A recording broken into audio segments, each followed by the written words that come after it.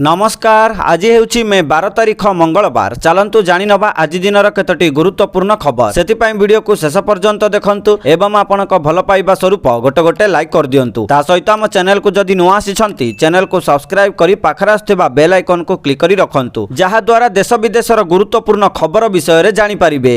परवर्ती खबर घरोई LPG cylinder व्यवहारकारी पई एक बड़ खबर आसिछि। केंद्र सरकार एलपीजी ग्राहक माननकु सब्सिडी पई योग्यता संपर्क रे एसएमएस अलर्ट पठाइबा आरंभ करिसंती। गैस सब्सिडी एबे टिकस रेकर्ड माध्यम रे द्रुत गति रे जांच करा जाउछि। ईरान युद्ध जोगु सृष्टि होइथिबा हरमुज संकट मध्यरे सरकार एही पदक्षेप नेइछंती। केवल कम आय थिबा लोक माने एबे सब्सिडी पाइबे। सरकार कड़ा चेतावनी देइछंती जे जेउ मानकर वार्षिक आय 10 लाख रु अधिक सेमाने एलपीजी सब्सिडी पाइबा पई योग्य नुहंती। पठा जाउथिबा वार्ता गुडी को कड़ाकड़ी जांच करा जाउछि। केवल आवश्यक थिबा लोक माने ही गैस सब्सिडी पाइबे बोली खबर मिलिछि। परवर्ती खबर आसंता 24 घंटा कालबैशाखी प्रकोप बिजुली घड़घड़ी सह वर्षा संभावना। गोड़िया बड़े आसंता 24 घंटा मध्य बिजुली घड़घड़ी सह वर्षा संभावना थिबारु 17टी जिला को येलो वार्निंग जारी करिछि पाणीपाग विभाग। एही जिला गुड़िक हेला मयूरभंज, केन्दुझर, सुंदरगढ़, कंधमाला, रायगड़ा, कोरापुट, बालेश्वर और भद्रक जिला। मयूरभंज और केन्दुझर जिला विशेष प्रभावित होई पारे बोली आकलन करा जाइछि। एथि सहित पवनर बेग 40 रु 50 किलोमीटर जाए रहिबो। सेहीपरि रायगड़ा, कोरापुट, बालेश्वर, भद्रक, जाजपुर, केन्द्रापड़ा, कटक, जगतसिंहपुर, पुरी, खोर्धा, नयागढ़, गंजाम और गजपति जिले में मध्य कालबैशाखी प्रकोप अनुभूत हेबो। एभली कालबैशाखीर प्रभाव आसंता 15 तारिख जाए रहिबो बोली खबर मिलिछि। परवर्ती खबर राज्य में घर गणना नहीं मंत्री सुरेश पुजारी प्रतिक्रिया रखिछंती। ओडिशा रे 90% रु अधिक घर गणना काम शेष होई गलानी। कोरापुट रे 90%, कोटिया रे 100% घर गणना शेष होईछि। देश रे जनगणना सफलता करिबारे ओडिशा 1 नंबर हेबो बोली मंत्री कहिछंती बोली खबर मिलिछि। परवर्ती खबर चलित मे मासरे भीतर रत्न भंडार मोट 9 दिन पई गणति मनति हेबो। बैठक पर श्रीमंदिर प्रशासन पक्षरु एनै सूचना दिया जाइछि। गतकाली और आज को छाड़ी आउ 7 दिन गणति पई धार्य करा जाइछि। 19, 21, 23, 26, 28, 29 और 30 रे गणति मनति हेबो। अन्यपटे गतकाली ठारु पुणी थरे गणति प्रक्रिया पुनर्निर्धारित एसओपी आधार रे आरंभ होइछि। 2 दिन धरी भीतर रत्न भंडारर गणति प्रक्रिया जारी रहिबो। मध्याह्न धूप पर अर्थात प्राय अपराह्न 4टा ठारु संध्या धूप शेष पर्यंत जारी रहिबो गणति प्रक्रिया। गणति समय रे बंद रहिछि भीतर काठ दर्शन। पूर्व भली एथर मध्य रत्न भंडार गणति समय रे बाहर काठरु भक्त माने महाप्रभुक दर्शन करि पारिबे बोली खबर मिलिछि। परवर्ती खबर राज्यर सबु थाना रे सकाळ 9टा पूर्वरु ब्रीफिंग परेड। प्रतिदिन ब्रीफिंग परेड करिबाकू निर्देश देले police DG. Bhubaneswar DGP camp office रे रविवार पुलिस अधिकारी एक उच्च स्तरीय बैठक होइथिला। बैठक पर डीजीपी जोगेश बहादुर खुरानिया एक कड़ा निर्देश दैछंती। राज्यर सबु थाना रे सकाळ 9टा पूर्वरु प्रतिदिन ब्रीफिंग परेड करिबाकू से निर्देश दैछंती। जनसाधारणक सह आस्था और समन्वय मजबूत करिबाकू डीजीपी अधिकारी को कहिछंती। एपरिकी ईआरवी रे कार्यरत समस्त कर्मचारी को वृत्तिगत और व्यावहारिक तालीम देबाकू डीजीपी अधिकारी माननकू कहिछंती बोली खबर मिलिछि। परवर्ती खबर सृष्टि हेला लघुचाप क्षेत्र माड़ी आसुछि बात्या। गोटिए पटे दक्षिण पश्चिम बंगोपसागर रे सृष्टि हेला लघुचाप क्षेत्र। उत्तर श्रीलंका उपकूल बंगोपसागर रे लघुचाप क्षेत्र सृष्टि होइछि। आसंता 48 घंटा मध्य अधिक घनीभूत हेबा संभावना रहिछि। भारतीय पाणीपाग विभागर सूचना अनुसार लघुचाप घनीभूत होई बात्यारे परिणत हेबो कि नाही ताहा ए जाय स्पष्ट होई नाही। तेबे विभिन्न पाणीपाग मॉडल भिन्न भिन्न तथ्य रखुछंती। अधिकांश मॉडल बंगोपसागर रे सिस्टम अधिक घनीभूत हेबो नाही बोली आकलन करूछंती, किंतु बात्या नै कोनोसी स्पष्ट चित्र नाही। तथापि एही सिस्टम प्रभाव रे ओडिशा, आंध्र प्रदेश एवं तमिलनाडु उपकूल रे पाग परिवर्तन हेबार संभावना रहिछि। विशेष करी उपकूल ओडिशा रे प्रबल वर्षा, वज्रपात और पवन बही पारे बोली सूचना दिया जाइथिबार खबर मिलिछि। परवर्ती खबर एकाम्र क्षेत्र रे सोमनाथ स्वाभिमान पर्व पालित स्वतंत्र आध्यात्मिक कार्यक्रम रे जोग देले मुख्यमंत्री। सोमनाथ मंदिरर पुनरुद्धारर 75तम वर्षपूर्ति अवसर रे गतकाली सारा देश रे पालित होइछि सोमनाथ स्वाभिमान पर्व। एही अवसर रे ओडिशा रे एक स्वतंत्र आध्यात्मिक कार्यक्रम एकाम्र क्षेत्र लिंगराजंक पीठ रे आयोजित होइछि। माननीय मुख्यमंत्री श्री मोहन चरण माझी, राजस्व मंत्री सुरेश पुजारी, सांसद अपराजिता षडंगी, विधायक बाबू सिंह प्रमुख कार्यक्रम रे जोग देइथिले बोली खबर मिलिछि। परवर्ती खबर जुलाई 1 रु लागू हेबो भिबिजी रामजी आईन। जुलाई 1 रु मिलिबो 125 दिनर काम ग्यारंटी। गोटिए पटे केंद्र सरकार ग्रामीण रोजगार क्षेत्र रे बड़ परिवर्तन आनी भिबिजी रामजी आईन को जुलाई 1, 2026 रु समग्र देश रे लागू करबाकू अधिसूचना जारी करिसंती। एही नूतन आईन विकसित भारत ग्यारंटी फॉर रोजगार एवं आजीविका मिशन ग्रामीण नाम रे परिचित हेबो एवं एहा पूर्वतन महात्मा गांधी जातीय ग्रामीण कर्मनियुक्ति योजना बा मनरेगार स्थान नेब। नूतन योजना अनुसार ग्रामीण परिवार मानकु वर्षकु 125 दिनर रोजगार ग्यारंटी मिलिबो, जहा पूर्वरु मनरेगा रे 100 दिन थिला। केंद्र सरकारक कहिबा अनुसार VBG रामजी योजना अधीन रे ग्राम रे सड़क,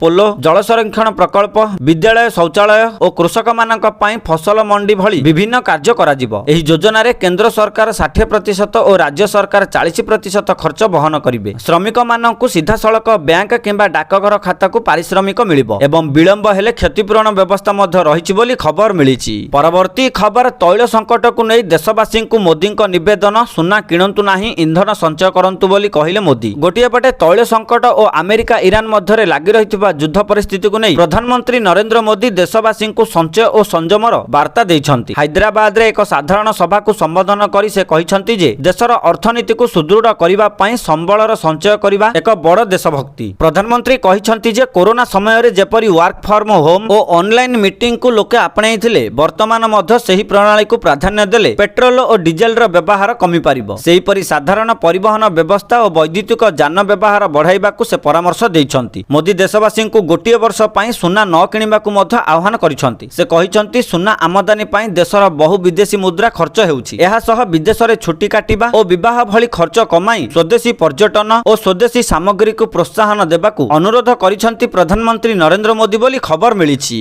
परवर्ती खबर एणिकी महिला को प्रति मासरे मिलिबो 3000 टंका और मागणा बस यात्रा। सरकार कले बड़ घोषणा। गोटिए पटे राज्य सरकारक जणे अधिकारी सोमवार कहिछंती जे पश्चिमबंग सरकार अन्नपूर्णा भंडार योजना अधीन रे जून 1 तारिखरु महिलांक बैंक अकाउंट रे 3000 टंका आर्थिक सहायता प्रति मासरे जमा हेबा आरंभ हेबो। विधानसभा निर्वाचन प्रचार समय रे प्रधानमंत्री मोदी एवं केंद्र स्वराष्ट्र मंत्री अमित शाह राज्य रे महिला मानक पई अन्नपूर्णा भंडार सामाजिक कल्याण योजना कार्यकारी करबाकू बारंबार प्रतिश्रुति देइथिले। मुख्यमंत्री शुभेंदु अधिकारी नूतन सरकारक प्रथम कार्य दिवस सोमवार ठारू एही प्रतिश्रुति पूरण करबा आरंभ करिसंती। सोमवार राज्य सचिवालय नाबार्ना रे प्रथम कैबिनेट बैठक अनुष्ठित होइथिला। बैठक पर राज्य सरकार अन्नपूर्णा भंडार योजनार शुभारंभ तारीख घोषणा करिसंती। एहा मध्य घोषणा कर जाइथिला जे जून 1 तारिख ठारू सरकारी बस रे यात्रा करबा समय रे पश्चिमबंगर महिला माननकु कोनोसी भड़ा देबाकू पड़िबो नाही बोली पश्चिमबंग मुख्यमंत्री घोषणा करिसंती बोली खबर मिलिछि। परवर्ती खबर आरंभ हेबो कड़ा चेकिंग, अमानिया हेले गणिबे तंड। कारण सरकारक तरफरु आरटीओ माननकु टार्गेट फिक्स करिछि परिवहन विभाग। प्रकृत रे जानवाहन संख्या द्रुत गति रे वृद्धि एवं ओभरलोडिंग जान संख्या वृद्धि पाउछि। एमितिरे राज्यर वर्तमानर दुर्घटना परिस्थिति एवं जानवाहन संख्या को विचार करी अधिकारी और अंचल अनुसार मोटर गाड़ी अपराध चिन्हट एवं एहार राजस्व संग्रह उभय लक्ष्य स्थिर करा जाइछि। प्रति मास पई विभाग पक्षरु दिया जाइथिबा टार्गेट नै रास्ता को ओल्हाइबे आरटीओ अधिकारी। मिलिथिबा सूचना अनुसार केवल भुवनेश्वर आरटीओ 1 एवं 2 और खोर्धा पई 1 कोटी 21 लाख टंका धार्य करा जाइछि। एही फाइन टंका अतिरिक्त आरटीओ, एमवीआई, जूनियर एमवीआई और ट्रैफिक इंस्पेक्टर आदाय करिवे। सेही परि कटक अनुगुल आरटीओ पई 62 लाख,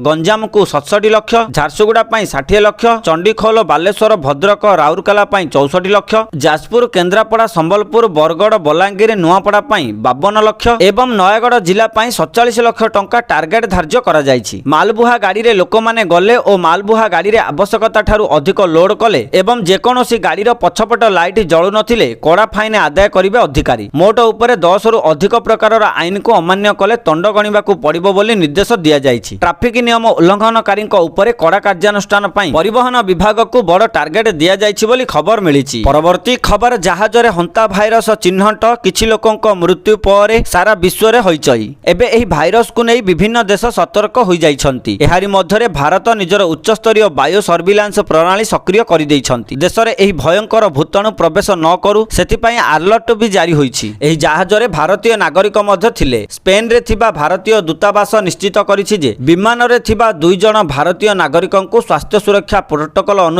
नेदरलैंड पठा जाइछि, जेउठारे सेमाने क्वारंटाइन रे अछंती। उभय भारतीय नागरिकंक मध्यरे कोनोसी लक्षण नाही, तथापि भाइरस व्यापीबाकू रोकिबा पई सेमानंकु 45 दिन पर्यंत पर्यवेक्षण रे रखा जिवो बोली खबर मिलिछि। परवर्ती खबर भवानीपाटणा बासींक पई दीर्घ दिनर दाबी पूरण हेबाकू जाउछि। कारण ओडिशा सरकार भवानीपाटणा खरियार रास्ता को 2 लेन रु 4 लेन करबाकू जाउछंती। एमिति सूचना दैछंती पीडब्ल्यूडी मंत्री पृथ्वीराज हरिचंदन। राज्य सरकारक निष्पत्ति विषय रे सूचना देई हरिचंदन कहिसंती जे नूतन भवानीपाटणा खरियार रास्ता भवानीपाटणा एवं खरियार अंचलर लोकंक पई अनेक सुजोग सृष्टि करिवो। प्रकल्प समाप्त हेबा परे कलाहांडी एवं नुआपड़ा जिला मध्यरे ସଂଯୋଗୀକରଣ ଦ୍ରୁତ ଏବଂ ସହଜ ହେବ। ଏଥିସହ ସଂଲଗ୍ନ ଗ୍ରାମଗୁଡ଼ିକର ଲୋକମାନେ ମଧ୍ୟ ସହର ଏବଂ ବଜାରକୁ ସହଜରେ ପହଞ୍ଚି ପାରିବେ ବୋଲି ମନ୍ତ୍ରୀ ଆଶା ପ୍ରକାଶ କରିଛନ୍ତି ବୋଲି ଖବର ମିଳିଛି। ପରବର୍ତ୍ତୀ ଖବର, ସୁନା ଦର କମିଥିବା ବେଳେ ସ୍ଥିର ରହିଛି ରୂପା ଦର। ଗହଣା କିଣିବା ପୂର୍ବରୁ ନଜର ପକାନ୍ତୁ ଓଡ଼ିଶା ସମେତ ଦେଶରେ କେତେ ରହିଛି ସୁନା ଦର। ତେବେ ଯଦି ଆପଣ ଆଜି ସୁନା କିଣିବାକୁ ଚାହୁଁଛନ୍ତି ବା ଯୋଜନା କରିଛନ୍ତି, ତେବେ ପ୍ରଥମେ ଜାଣି ନିଅନ୍ତୁ ଆଜିର ସୁନା ଦର। ଆଜି ଭାରତୀୟ ବଜାରରେ 24 କ୍ୟାରେଟ ସୁନାର ମୂଲ୍ୟ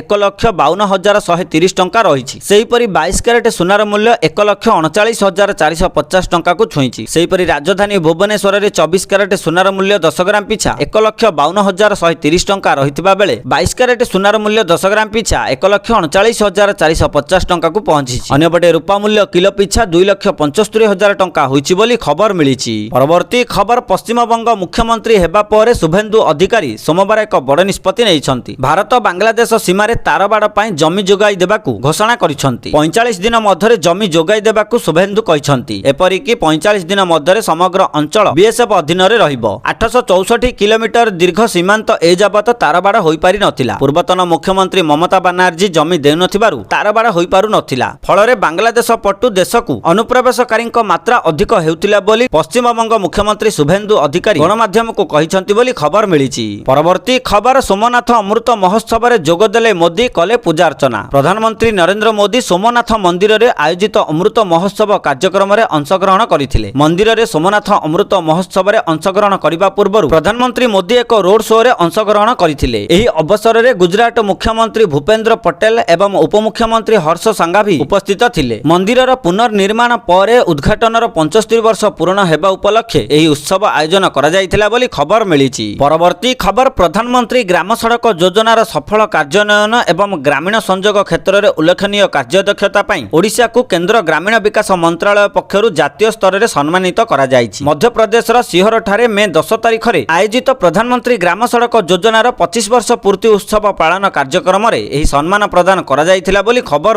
ଦର୍ଶକ ବନ୍ଧୁ, ଏ ଥିଲା ଆଜି ସକାଳର କେତୋଟି ଗୁରୁତ୍ୱପୂର୍ଣ୍ଣ ଖବର। ଯଦି ଭିଡ଼ିଓଟି ଭଲ ଲାଗିଛି, ଲାଇକ୍ କରିବା ସହିତ ଆମ ଚ୍ୟାନେଲକୁ ସବସ୍କ୍ରାଇବ୍ କରନ୍ତୁ। ଭିଡ଼ିଓଟିକୁ ଶେଷ ପର୍ଯ୍ୟନ୍ତ ଦେଖିଥିବାରୁ ଆପଣମାନଙ୍କୁ ବହୁତ ବହୁତ ଧନ୍ୟବାଦ।